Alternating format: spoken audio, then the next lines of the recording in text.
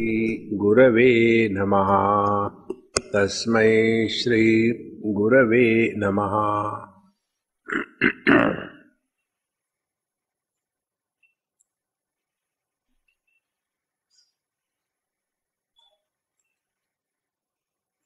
कोई भी यात्रा जब हम प्रारंभ करते हैं तो दो चीजों का जानना आवश्यक है।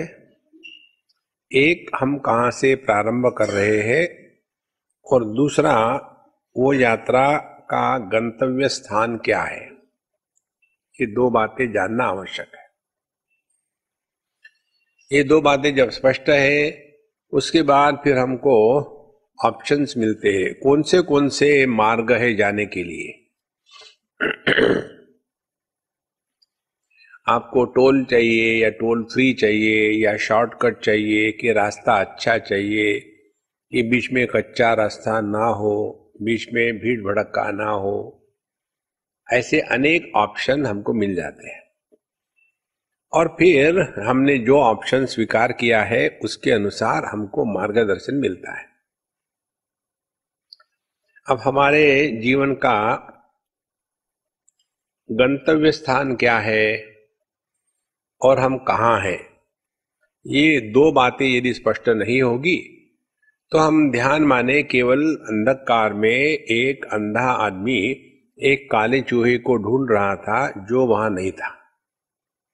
हमारा ध्यान इस प्रकार से होता है कि हम क्या कर रहे हैं, किस लिए कर रहे हैं, कुछ पता नहीं। पहली बात, हम कहाँ हैं, तो हम देहात्म भाव में बैठे हैं। तो जब तक के देहात्म भाव में बैठेंगे तब तक के ये जागृत अवस्था और यहाँ के सब अनुभव सत्य मानेंगे हम। एक बार एक सज्जन ने हमको पूछा क्या स्वर्ग है असल में या कल्पना है। स्वर्ग में जाना, मरने के बाद पैदा होना, भूत बनना, क्या ये कल्पना है, झूठ है कि सच है। हमने कहा उसको मारो गोली। पहले इस प्रश्न का उत्तर दो, क्या ये दुनिया सच है, क्या मैं देह हूं, ये धारणा सच है। यदि ये सच है तो स्वर्ग भी सच है, फिर पुनर्जन्म भी सच है, फिर स्वर्ग नरक भी सच है। देखो, दृढ़ता इसमें चाहिए कि हमने अपने को क्या स्वीकार किया है। हमने यदि अपने आप को पति स्वीकार किया है तो सुख दुख लगे रहेंगे। यदि हमने अपने आप को देह स्वीकार किया है तो बुढ़ापा मृत्यु लगा रहेगा, रोग लगे रहेंगे। यदि हमने अपने आप को जीव स्वीकार किया है तो पुनरपि जननम पुनरपि मरणम लगा रहेगा।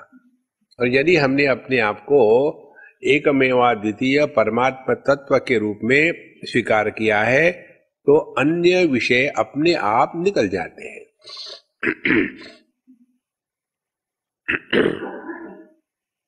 ऐसा देखो आप, जिसने शादी नहीं करी उसको पति के दुख से कुछ लेना देना है क्या? वो पति है ही नहीं, तो उसके बारे में क्या विचार करें। तो हमने अपने को क्या स्वीकार किया है। तो हमने अपने आप को देह स्वीकार किया है तो ये हमारा प्रारंभ है, यहां से हमारी यात्रा शुरू हो रही है। अब गंतव्य स्थान क्या है? गंतव्य स्थान ये है कि जब तक हम अपने आप को देह मानेंगे तब तक के रिश्ते और नाते और संग्रह ये सच होगा, और फिर इसी में हम फंसे रहते हैं। इसीलिए यदि हमको इस संसार से मोक्ष चाहिए तो पहले हमको इस मैं को हटाना पड़ेगा।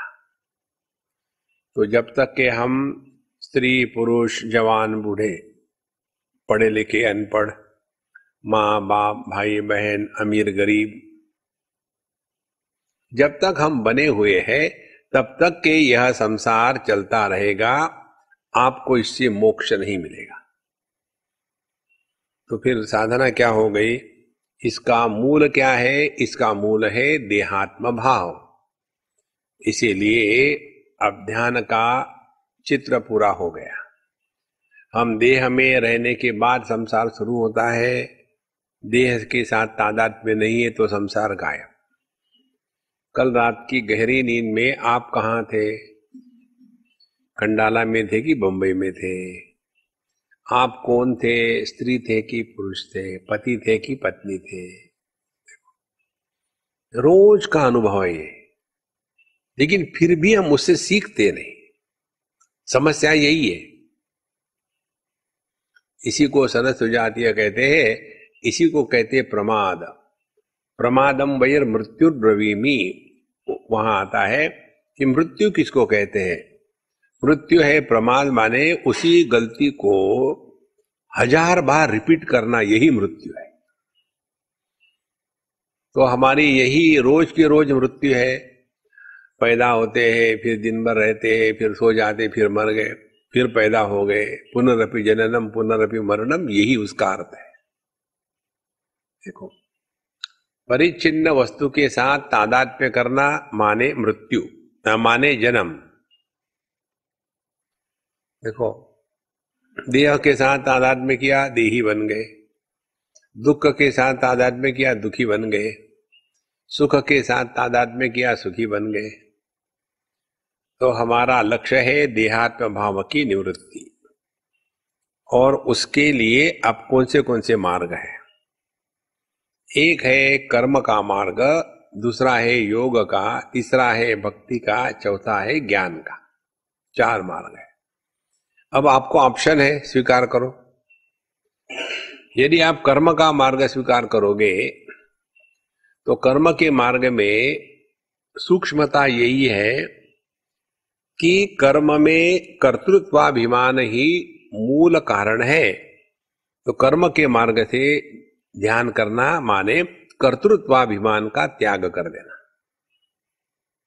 तो फिर क्या होगा? फिर हम मेडिटेशन करेंगे नहीं। अभी हम मेडिटेशन कर रहे हैं। फिर मैंने उस दिन मेडिटेशन किया था, बड़ा अच्छा हुआ था, आजकल पता नहीं क्या हो गया। अरे मेडिटेशन कोई सांबार है, कभी बन गया ठीक, कभी नहीं बन गया। देखो, तो जब तक कर्तृत्वाभिमान लगा है तब तक के आप ध्यान करोगे। जो चीज की जाती है वो नष्ट हो जाती है, क्योंकि वो प्रारंभ में हो गई और अंत में उसका समापन हो जाएगा। तो कर्म मार्ग यदि हम उपयोग में लाएंगे तो उसका तात्पर्य ये है कि मैं ध्यान कर रहा हूं, यह भ्रांति दिमाग से निकाल डाले। कर्म मार्ग का ध्यान के क्षेत्र में उपयोग ये है। पाप करना, पुण्य करना, दान करना, धर्म करना, ये नहीं है, ये बकवास है। अच्छा, अब आते हैं योग मार्ग में। योग मार्ग में हम अपने शरीर, प्राण और मन पर कार्य करते हैं। वहां हमको बताते हैं कि मन और देह, इन दोनों को इकट्ठा रखने वाला जो तत्व है उसको कहते हैं प्राण शक्ति। तो योग मार्ग में आसन या प्राणायाम के माध्यम से ये देह और मन इनको जो इकट्ठा करके रखा है उसको ढीला करने की प्रक्रिया है। जैसे उदाहरण ले लो, कोई स्टैंप हो और वो स्टैंप हमने एनवलप पर लगाया गलती से दूसरे जगह में, और फिर 1 घंटे के 2 घंटे के बाद याद आया तो उसको निकालना होगा। तो हम क्या करेंगे? उसको जबरदस्ती करेंगे तो फट जाएगा। फिर उसको हम पानी में डालेंगे, उसको जल समाधि देंगे, और जल समाधि देने के पश्चात फिर जो बीच में की गोंद है वो ढीली हो जाएगी, फिर आराम से निकाल सकते हैं। इसी प्रकार से प्राणायाम के द्वारा मन और देह ये जो एक दूसरे के साथ चिपक गए हैं, तो ये प्राणायाम के द्वारा ये जो दोनों का चिपकाव है ये धीरे धीरे धीमे धीमे ढीला हो जाता है। ये होने के पश्चात देहात्म भाव की निवृत्ति माने हमारे मन से देह का आकार धीमे धीमे खत्म हो जाता है। ये योग का ध्यान के क्षेत्र में प्रयोग बहुत महत्व की बात है। नहीं तो इसी में लगे रहोगे, भस्त्रिका करोगे तो कुत्ते नजदीक नहीं आएंगे। भस्त्रिका मैंने कुत्तों का ये हा हा हा हा करते रहेंगे। इस चक्कर में मत पड़ना। स्वास्थ्य ये योग का बाय प्रोडक्ट है, ये सत्य नहीं है। तो योग का ध्यान के क्षेत्र में इस प्रकार का प्रयोग। फिर आता है भक्ति का मार्ग। अब इस भक्ति के मार्ग में जब हम चलेंगे ध्यान के लिए, तो भक्ति में हम लोग मैं को मिटाने के लिए तैयार है। तो जो भगवान का भक्त होगा उसके जीवन में महत्व की वस्तु परमात्मा, ना कि ये दुनिया, ना कि रिश्ते नाते, ना कि संग्रह। तो जो भगवान का भक्त होगा उसके दिमाग में दुनिया नहीं घुसती, और मन केवल परिच्छिन्न वस्तु को ही ग्रहण कर सकता है। मन क्या, सभी इंद्रिय। देखो जैसे अपनी आंखें, एक जो लाइट स्पेक्ट्रम है केवल उसी को ग्रहण कर सकती है। उससे ज्यादा तेज लाइट होगी तो आंखें नहीं देख सकती, उससे कम तेज लाइट होगी तो आंखें नहीं देख सकती। तो आंखों का जो क्षेत्र है सीमित है। इसी प्रकार से आंखें आकार को देख सकती है, बड़ा आकार, छोटा आकार। यदि निराकार हो तो आंखें नहीं देख सकती। तो यह जो आंखें निराकार आकाश को धारण करने का प्रयत्न करती है, आकाश को देखने का प्रयत्न करती है, तो वहां हमको आकाश में नीलिमा दिखती है, क्योंकि आकाश की नीलिमा माने केवल ऑप्टिकल इल्यूजन, जो नहीं है वो दिख रहा है। इसी प्रकार से परमात्मा को अपने इंद्रिय मन बुद्धि के द्वारा ग्रहण करना माने इल्यूजन ही है और कुछ नहीं है। कुछ ना कुछ दिखेगा लेकिन वो सत्य नहीं होगा।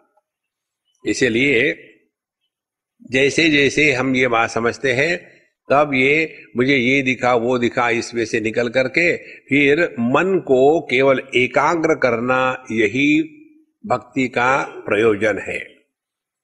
अब भक्त के अंतःकरण में परमात्मा के नाम के सिवा अन्य कुछ नहीं। देखो दोनों के चक्कर में कभी मत पड़ना। भक्ति में नाम और रूप दो नहीं, एक को पकड़ो। तो आप नाम को पकड़ो तो आसान है, रूप को पकड़ोगे देखोगे तो सास नजर आएगी, बहू नजर आएगी। तो नाम ऐसा है कि जिसमें सब रूप गायब हो गए और फिर आंखें बंद करके शांत बैठ लिए।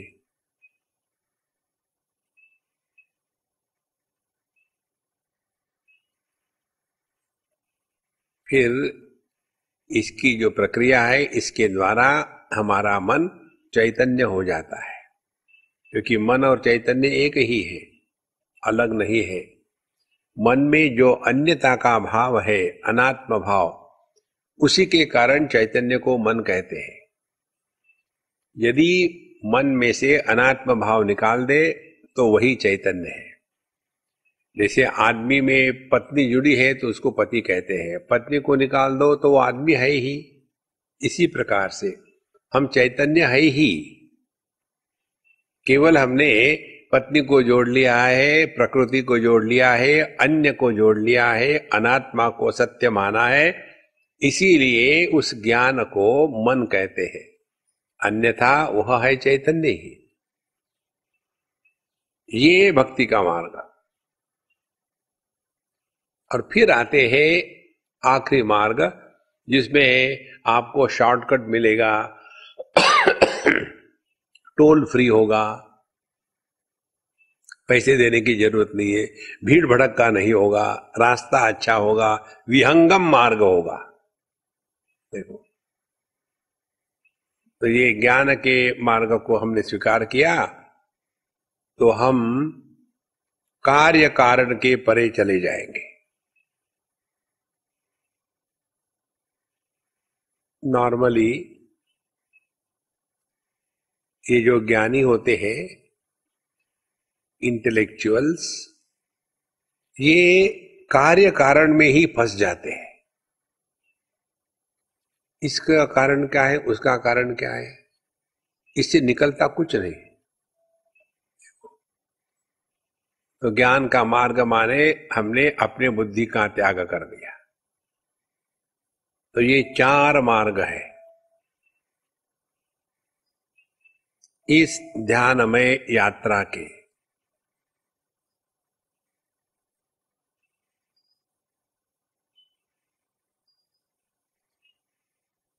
अब यह प्रारंभ और लक्ष्य ये तो स्पष्ट हो गया।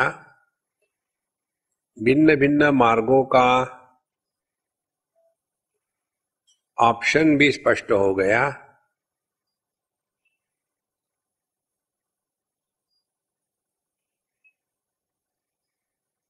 अब एक बात बची है कि ये यात्रा कौन कर रहा है।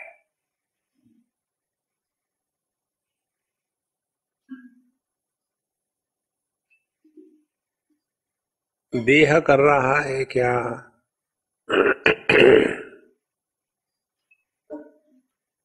या पति कर रहा है, पत्नी कर रही है, माँ बाप कर रहे हैं। ये यात्रा करने वाला कौन है।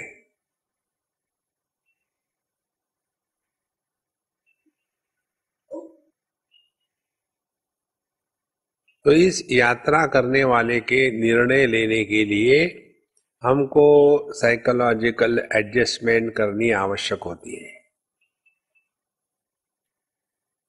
इसीलिए जैसे आप बैठे हैं, इस समय आप स्वयं होकर के यहां आए हैं, तो ध्यान के अभ्यास के लिए स्वयं होकर आने वाला ना पति होता है, ना पत्नी, ना भाई, ना बहन, ना मां, ना बाप, केवल साधक होता है। तो पहले ये स्वीकार कर ले, इस क्षण हम केवल साधक हैं और इसीलिए स्वयं होकर के आए हैं तो प्रसन्न है।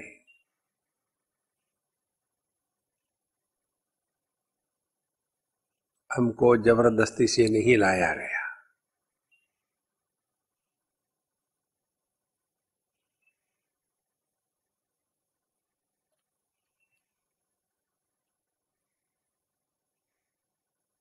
हम इस मार्ग पर फ्रस्ट्रेट होकर के नहीं आए हैं,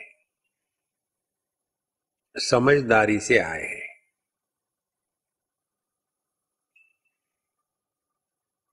हमको कुछ नहीं मिलने वाला, ये सिद्धांत स्वीकार है।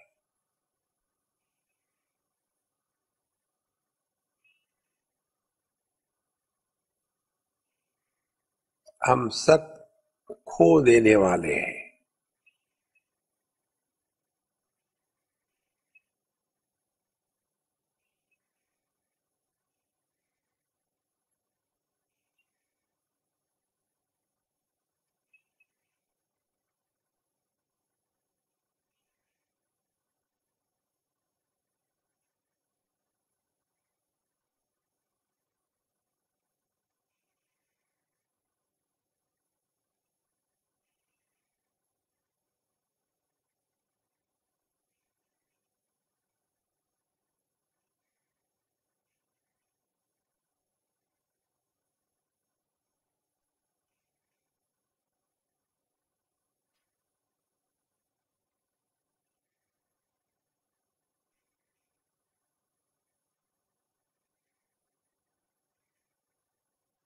फिर दूसरी एडजस्टमेंट,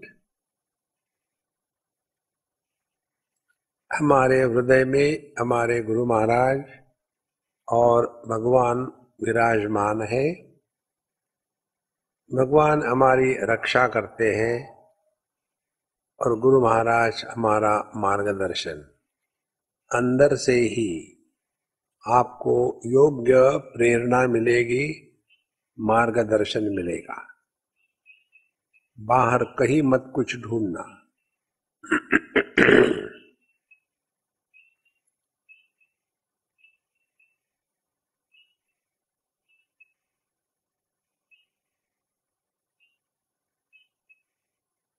अब ये जो हम साधक बने थे,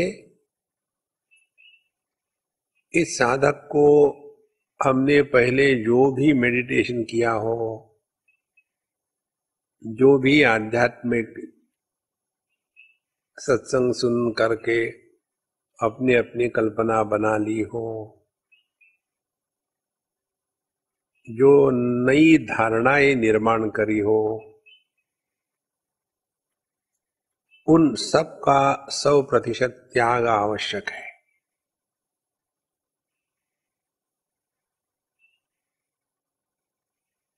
इसीलिए अपने संपूर्ण भूतकाल को हमको त्याग देना है।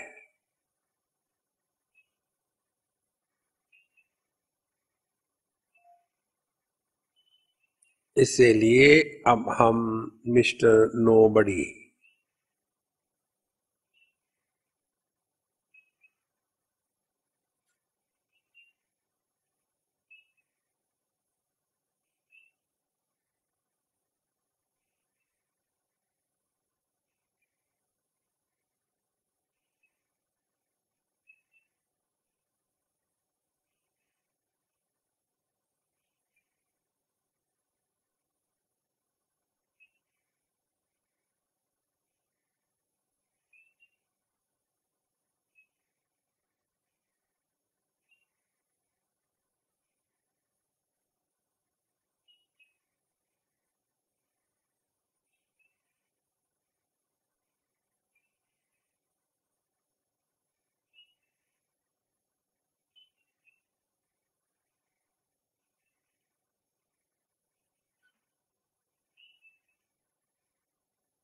भूत यदि हमने त्याग दिया है तो बिना प्रयत्न से मन निर्विचार रहेगा।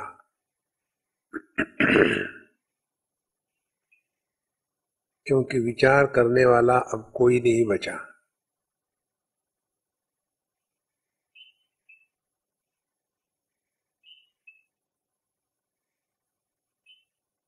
अगली एडजस्टमेंट, ध्यान के बाद क्या करना है इसका कोई संकल्प नहीं।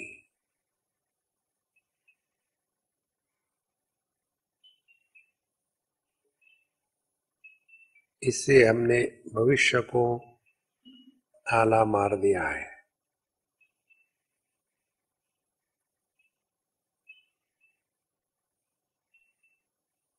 अब वर्तमान में आए,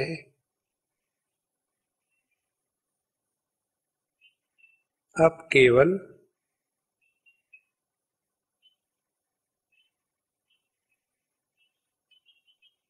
अत्यंत सावधान रहना है।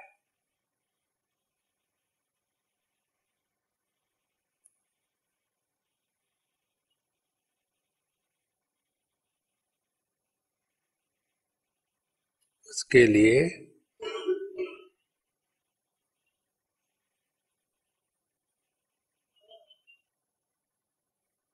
केवल इधर ही ध्यान दे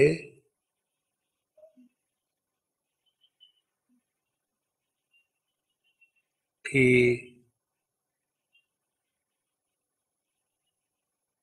सांस चल रही है, हम ले नहीं रहे।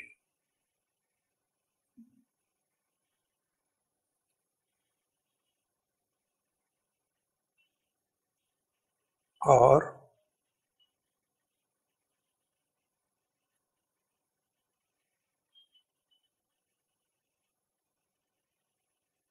सांस का आना जाना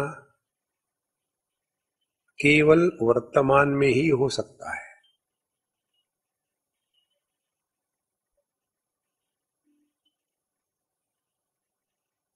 अब हम एक भी सांस हमारे जाने बगैर आएगी जाएगी नहीं,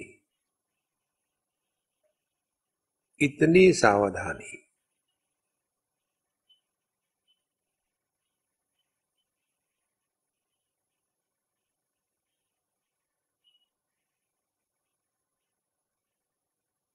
ये सावध होने का तात्पर्य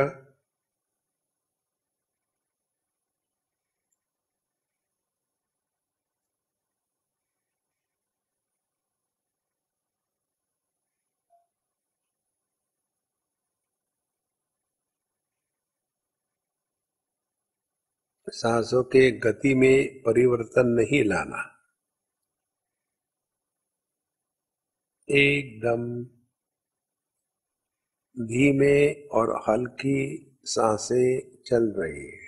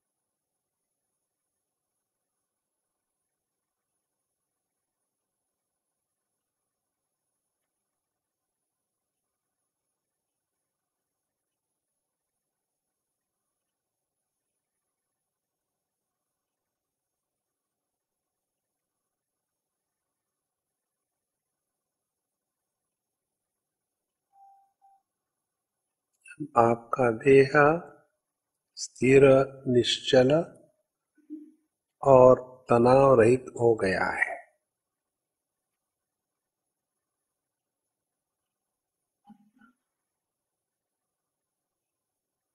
अब हम ये भावना करें कि हम देह से बाहर निकल आए।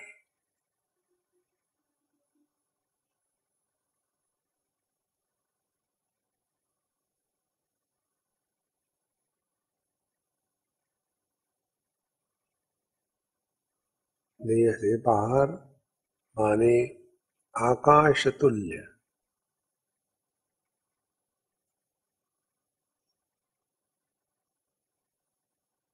अब हमारा कोई आकार नहीं,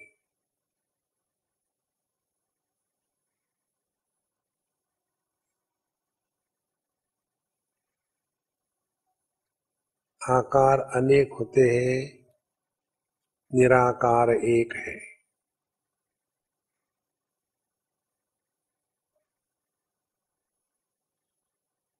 आकार में आदि होता है, अंत होता है।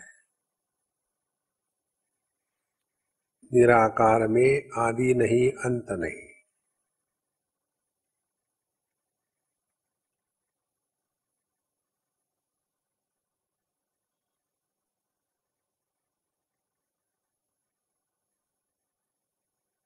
आकार में प्रकार है,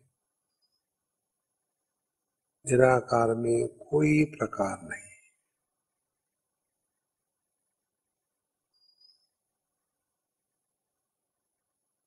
आकार में विकार है, निराकार में विकार नहीं।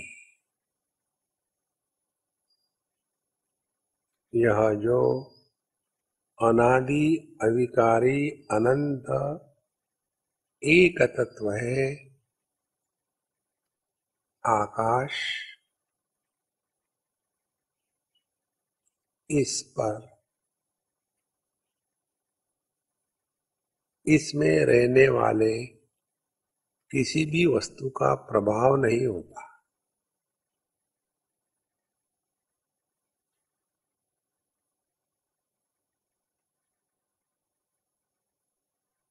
इसलिए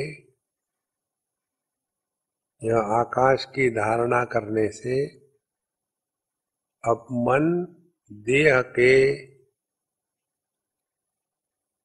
आकार को त्याग चुका है।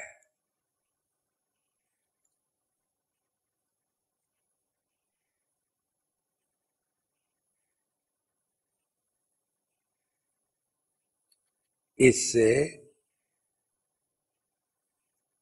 अंदर और बाहर मैं और मैं नहीं,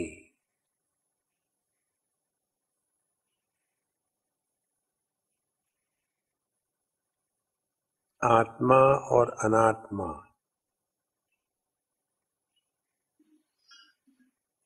यह भेद समाप्त हो चुका है।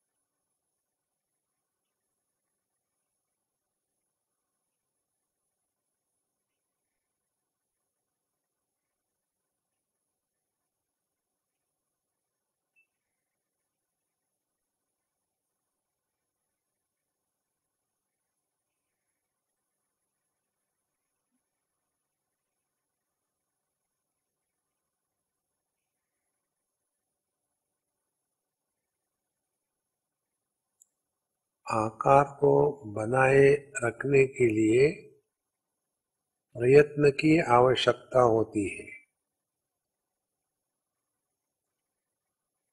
निराकार में प्रयत्न शैथिल्य, प्रयत्न की एकदम कमी हो जाती है।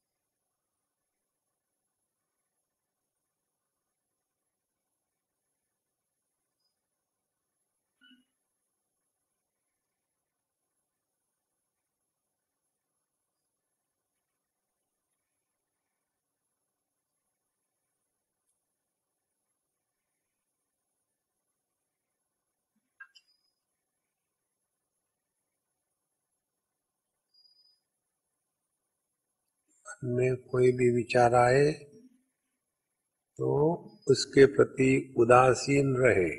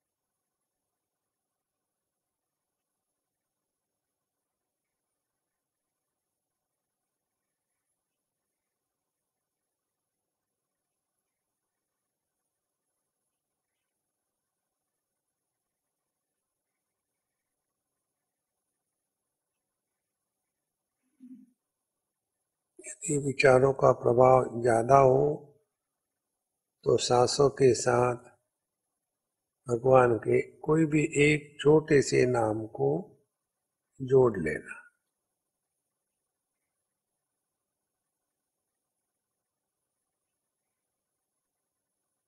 अब मन, ज्ञान शक्ति, सांसें, क्रिया शक्ति, इन दोनों का सामंजस्य हो जाता है।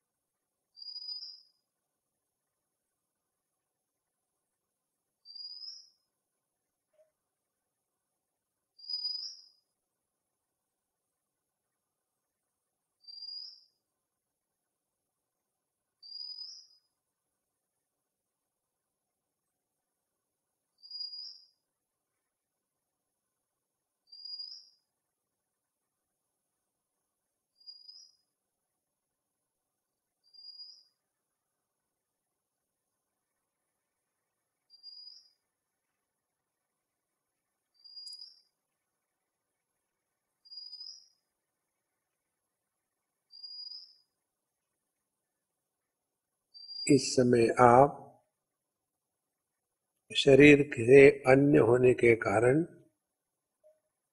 शरीर में कहीं भी एक स्थान विशेष पर कोई प्रेशर नहीं है, क्योंकि आप शरीर के बाहर हो।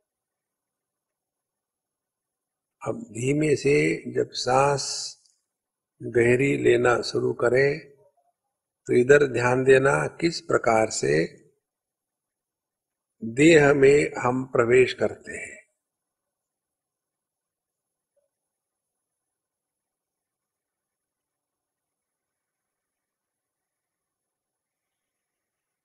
माने हमारे मन ने अब देह का आकार धारण कर लिया है। हाथ पैर की उंगलियां हिला लो। अब ये भ्रांति दृढ़ हो गई कि मैं देह के अंदर हूं और विश्व देह के बाहर है। यह जो अंदर और बाहर का कंसेप्ट है, इसी को संसार कहते हैं। जिस अनुभूति में अंदर और बाहर यह भ्रांति नहीं रहती, वही परमात्मा है।